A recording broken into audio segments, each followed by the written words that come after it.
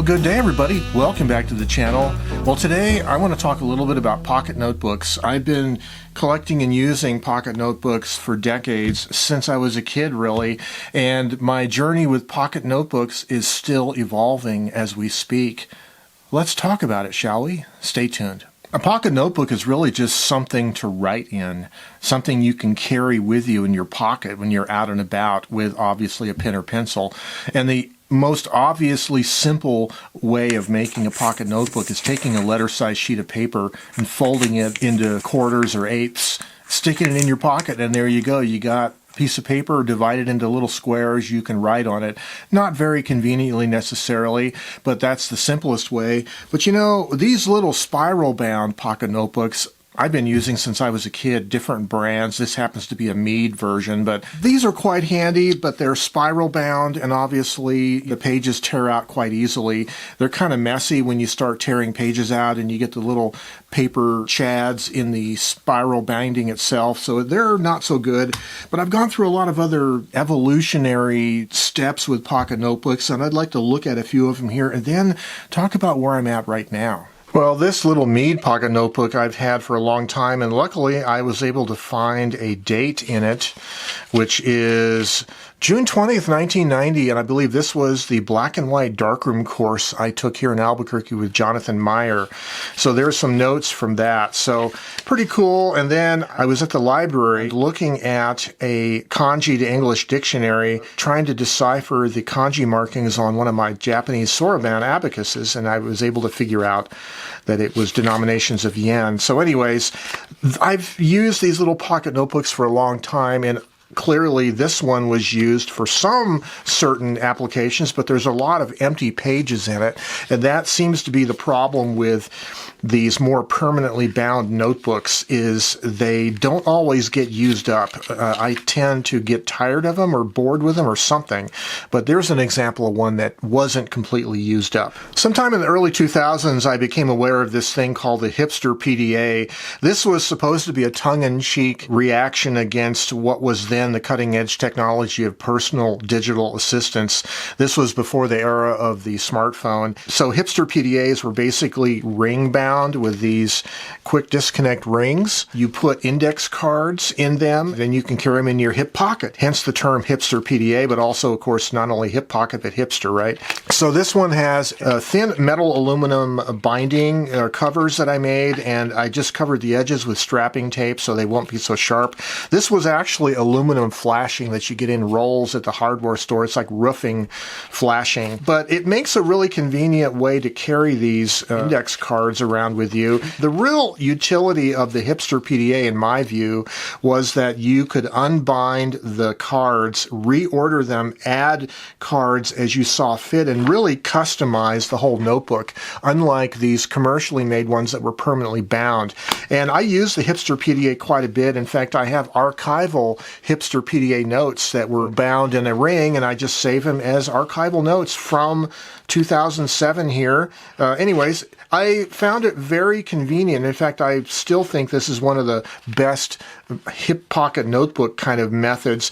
It's just the ring binding itself is a little inconvenient at times if you want to put it in your back hip pocket and sit on it. And also the cards do get kind of messy and they don't stay bound together necessarily. I mean, they could sort of splay out like that. So there are some issues with the hipster PDA ring binding. And of course, you could find smaller rings, but then you end up with a problem with multiple rings. It becomes less convenient to unbind the cards. But I did make little notebooks. Like this one here was more recent, but this is really just taking letter-sized sheets of paper, cutting them in half, and then staple binding them in the middle with a long reach stapler and a cardstock cover. And I used gaffer's tape for the spine. And these make really fun little notebooks to carry around. I think this one is probably 4¼ inches wide, so just about the right size, maybe a little bit wider than ideal for fitting into your hip pocket.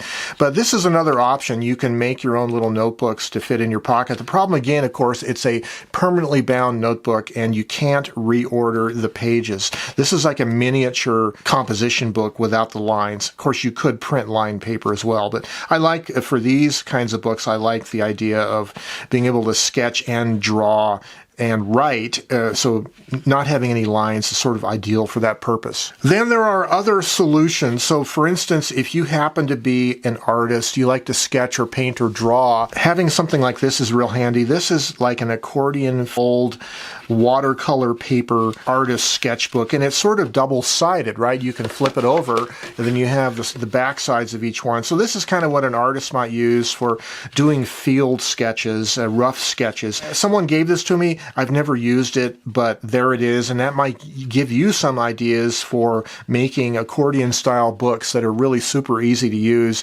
Generally, you want to use thicker paper with it so the pages stay kind of ordered together. But again, the problem being that it is bound. It's not random access, it's linear access only. And then, of course, there's a wide variety of small notebooks available. This happens to be a Rhodia notebook. These are made in France. This one is the grid style paper, but they have a plain paper, line paper, dot grid. And this one also, the pages are perforated. They do tear out easily. Rhodia notebooks are really super well suited to using fountain pen because of the long time use of fountain pen in primary schools in France. So these are great notebooks, but again, they're permanently bound. So once you commit to using it, if you don't use up the whole notebook, you have this wasted paper like I have with these kind of notebooks. Well, then a few years ago, I happened across a company, and I think they're out of Santa Fe, New Mexico, but they make these little leather index card holders, and they were selling packs of these note cards that are lined this way instead of the conventional way of 3x5 cards, a date field, notes, and I have a whole bunch of this paper. So the idea here is you just put pieces of this paper in the little book, in the little holder, as a way of holding it, and then when you want to take a note out, you pull one of the sheets out and you can slip it into this little pocket in the front of it, like that. And it's a little inconvenient. I mean, you have to kind of fiddle with it a little bit, but there you go. You have a little writing surface that you can use for taking your notes. And really what you would do is probably leave a couple sheets of it in the front pocket so you can use it as ready access note taking. And then when you're done with that note, you can slip it into the back here and you can sort of organize these however you wish. Sort of like a little wallet. And these are kind of nice and they're fairly durable, as you can see. And also there is a front side and a back side. You can have one of these cards on either side. So this is a kind of an interesting solution, but I just found the leather pouch was a little bit cramped for getting the cards in and out, and the little pouch here, the little flaps are just a little tight and it's kind of fiddly, but it's a nice idea. I like the idea of random access. Well, again, another solution is homemade notebooks. This one is perfect bound with stitching. It's a glue binding after you stitch it, but this is a pocket-sized notebook, but again, it is permanently bound, so you're obligated to using it like any other notebook, right? You have to go from front to back and you can't reorder the pages, and you have to, luckily though, by the time I committed to making this book, there was enough creative energy put into it that I was able to stick with using the book up completely, and now I can archive it, which I'm really happy about.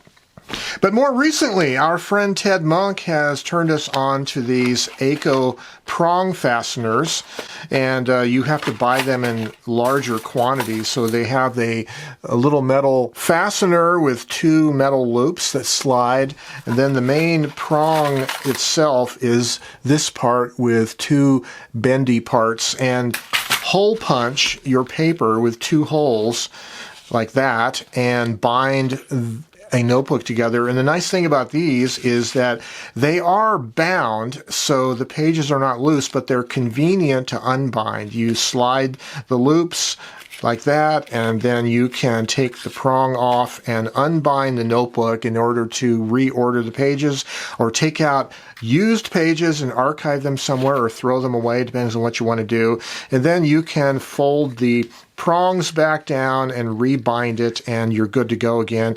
It's not quite as quick and convenient as pulling it out of a pocket like that. It's a little more permanent of a binding solution, but it's a great idea anyways.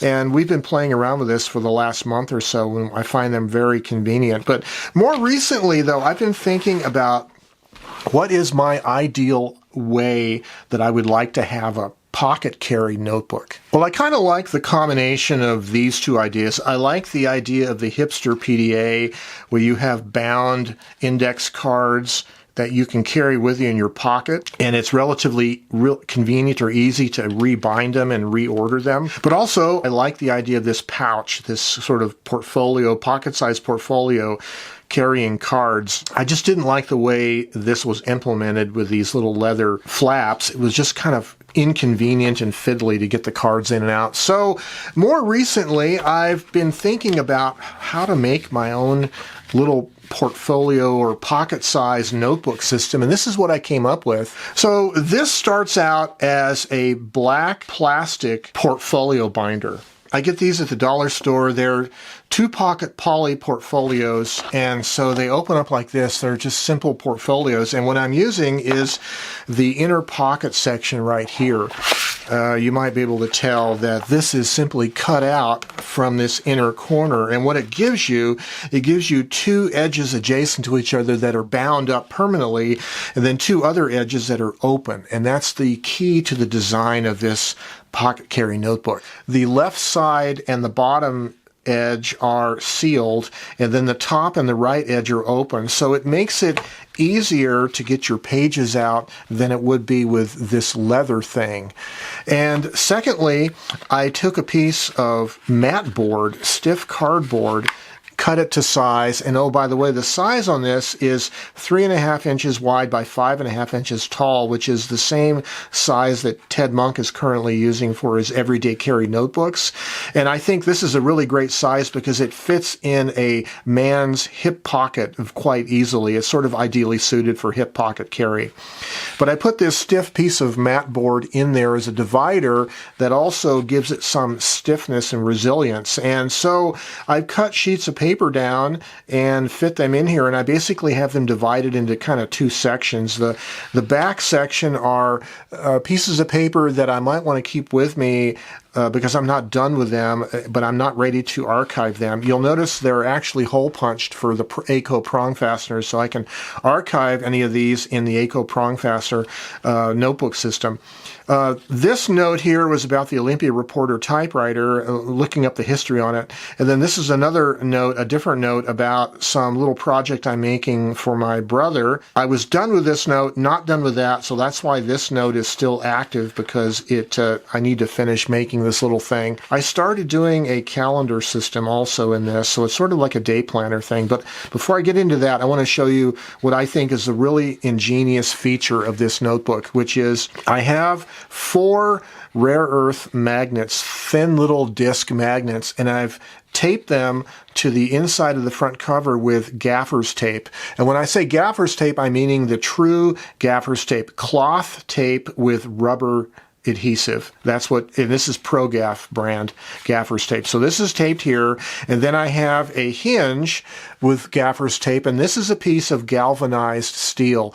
You can buy galvanized steel in sheets at the hardware store. It's used for ventilation and air conditioning, and magnets will stick to it. So I've simply cut a piece of this out with a paper trimmer, hammered it flat, and filed the edges down. So this is a magnetic clipboard, and it's very, very thin. So let's pull out one of these sheets here.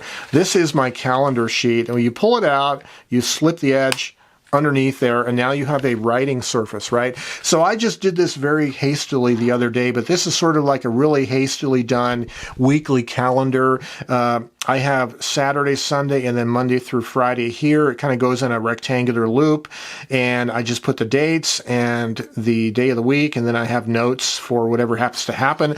So every week I'll make a new one of these, right? So this is sort of like my weekly planner that I can have a little appointment schedule.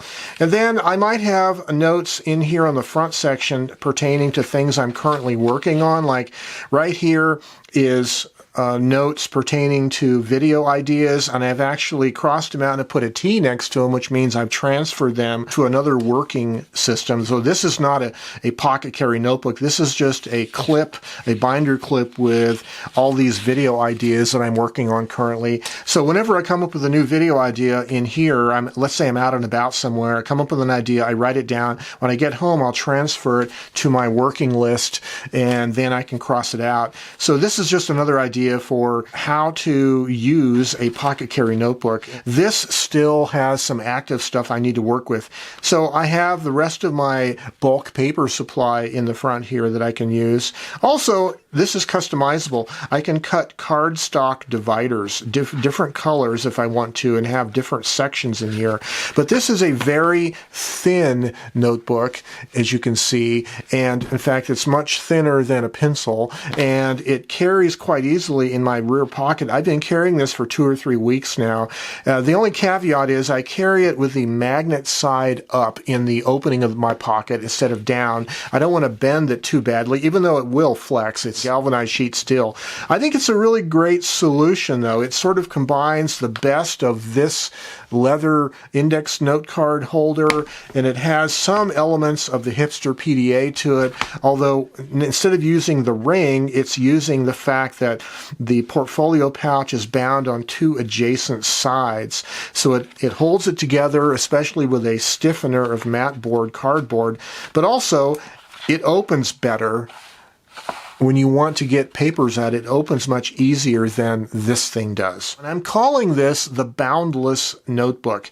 It's boundless because of 2 reasons. Number one, the amount of creativity that you can get out of this is unbounded. There's really no limit, but really, physically, it literally is unbound. The pages do not use a binding system. They're simply held in a little pouch here. Another thing I really like about the Boundless notebook is that I only have to carry enough blank paper for that day's use. So I'm not carrying an entire notebook's worth of empty paper that I'll never get to in the near future. In the same light, notes that are already made, sheets that are already used up that I don't need to carry with me, I can take them out and archive them in a separate system at home. I don't need to be carrying those notes around in my pocket either. Only what I need to use for that day. And so this everyday carry little notebook, the Boundless notebook, hopefully will enable my creativity, at least, and nothing else is for note-taking. It'll just organize my life a little better. I have some idea, I'll say, oh, I'll remember that, and I won't remember it and I'll forget it, but now I have a way to keep those things recorded and work on them and make lists. This is the other advantage of having pocket carry notebooks that you carry wherever you go. It's not only to be able to document those little snippets of creativity, but in a more practical sense, it's about list making. List making is a great way to organize your life, and a lot of the more recent innovations in organizing your life. There's a bunch of plans, things out there, methods out there that people are advocating for organizing your life, but most of them come down to a common denominator, which is making lists.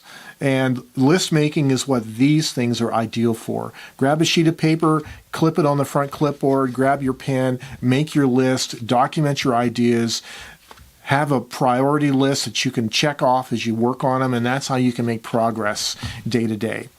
Well, I would love to have a conversation with you down below in the comment section about everyday carry notebooks. Please leave a comment, and also, I wish you the very best. Stay creative and have yourselves a great day. Bye-bye for now.